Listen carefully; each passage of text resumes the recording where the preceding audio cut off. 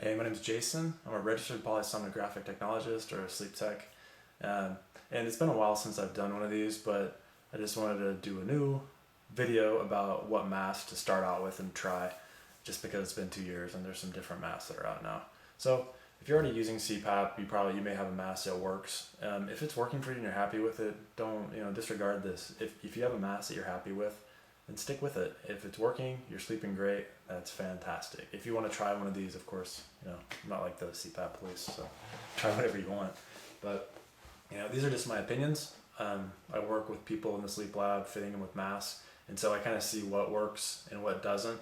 And what's good for one person isn't what's good for another. These just happen to be the masks that I favor because I get the best results on the most people. So if you're new to CPAP, this is probably a really good spot for you to start, and then you can, if these don't work, you can branch out from there. So first thing I'd say is to try a nasal mask. They're going to be smaller. So here's my first pick as far as for nasal masks. There's nothing up that comes up in front of the eyes, and so a lot of people who have problems with claustrophobia and stuff like that don't like things coming up into their eyes. So this, you put glasses on and watch TV before you fall asleep if you like to do that. The other thing that's nice about it is it's very sturdy in that the headgear is going to hold tight. It's not going to leak, and you can lay on your side, and this headgear prevents the mask from lifting up on your face and preventing leak and causing leaks all over the place. So this is a good mask. Now if you don't care if something comes up in the center here, there's a couple others that are good. So this is the that was the ResMed Vista. This is the ResMed Mirage FX. So it's also nice too, and you can see the piece that comes up between the eyes is extremely thin. This is very easy to fit, and probably the only thing I don't like about it is that there's no quick release strap. Like the Vista here, you just find this, pinch in, and the mask is off. It's that easy. With the FX, it's a little more difficult in that you have to pull this little loop off. You can still put it back on like that, but it's just more of a pain. You can also just pull the whole thing over your head if that works for you. So it's another good option. And there's also a soft cloth mask that's made by Circadians, and you can either go the SleepWeaver You can either go the SleepWeaver Advance, or you can go the Elan, and both of those are made out of cloth. They are considered nasal masks, and so instead of having hard plastic, it's just soft material against your face. You can see if this were a pillow, I could bury my face in it. Yeah, the other side, it just stays inflated.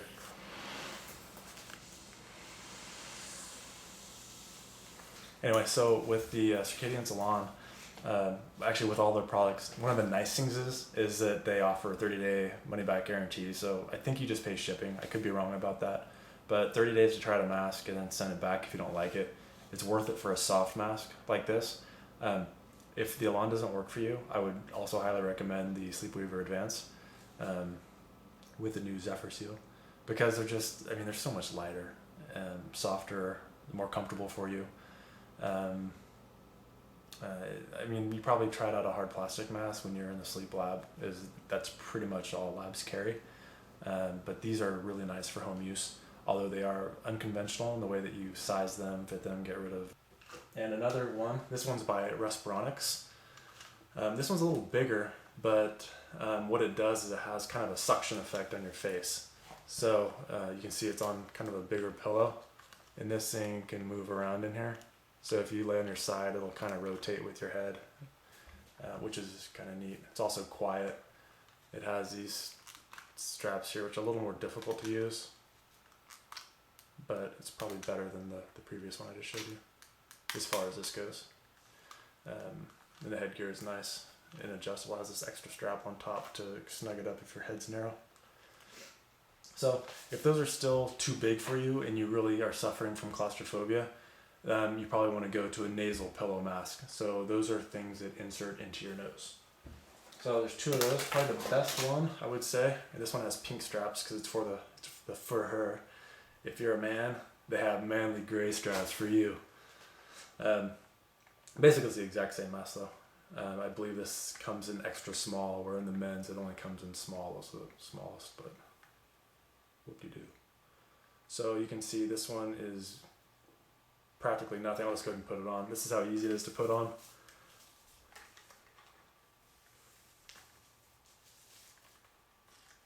There, done. And you can see how small it is. So you can adjust this strap or these straps on the side, and these are here just as a sheath, so that it doesn't rub you raw with like the silicone. But the only problem with these is they're super easy to get on, but they're also super easy to get off. So, you know, a person could easily take them off in their sleep without really realizing it. And also, because these are in the nose, sometimes the inside of your nose can get really raw. So people would use a water-based lubricant, prior to putting it on to help protect the skin. Then also because the air pressure is so direct right there, people tend to get nosebleeds. Not everyone, but it's definitely more noticeable than people who just use other masks like a full face mask or just a regular nasal mask. So here is another one. This is the RespCare Aloha nasal pillow mask, and they also have this. It's kind of like a I don't know, microfiber that protects the cheeks. And then this, you can see how this swivels around, which is nice. The silicone is high quality, comes with all the sizes. And then this headgear is also very, it's very customizable. So another good option to try. Also very quiet. So if you're using those, if you try those and none of those work for you, one of the other problems that people commonly experience is they have severe mouth leaking. So if you're using a nasal mask and your mouth is leaking, what that does to the pressure is it completely diminishes it. And so your airway will collapse and you'll resume sleep apnea or whatever you're having that's causing you to wake up, sleep disordered breathing related. So if that's the case, you need to do something to close your mouth. Well, chin straps aren't really effective. The other thing that works are mouth guards you can wear, like you can do boil and bite. You can have a dentist make one that blocks your air, you bite into it, and so prevent air from coming out. But a lot of people don't want to do that, so another great option is a full face mask. It just covers up your nose and your mouth. Now, the problem with these is they're much larger, and so people tend to not like all that on their face. Although my dad uses it, and I know several people that use them, and they can't live without them. So this is the Quattro FX. I'm sorry, this is just the Resonant Quattro. There is also a Quattro FX out there, and it does not have the forehead piece, and it is extremely light. The one thing about it is it's harder to fit, and so people will have a lot more leaks with it. And so for that reason alone, I would recommend this one to try first, because this thing is like a no-brainer. It's super easy to fit in size and wear. So it has stuff like this. You can adjust the forehead piece. That takes pressure off the bridge of the nose. It has these quick release straps to get it on and off. It's extremely quiet, and this is just a great all-around full face mask. There you go. So now sometimes one of the problems people have with full face masks is the bridge of their nose. They get breakdown on it. Actually, truly with any mask, that can happen. If you tighten it too much right across here, you'll have problems, or sometimes even on the soft tissue around your nose. So because of that, there's some other options. So this is the ResMed Liberty. Let me kind of assemble it a little more, because this is like completely apart. Doesn't really matter. You get the gist. So what this does, it covers the mouth, but it also has nasal pillows that go into the nose. So this will cover your mouth, that part's covered, your nose is covered, but there's nothing up here to cause breakdown of your skin. So there's one option, and then a company called Respironics came out with the FitLife, and what it does, it also bypasses. These guys go small, and these guys go extra big, so they go around the entire face.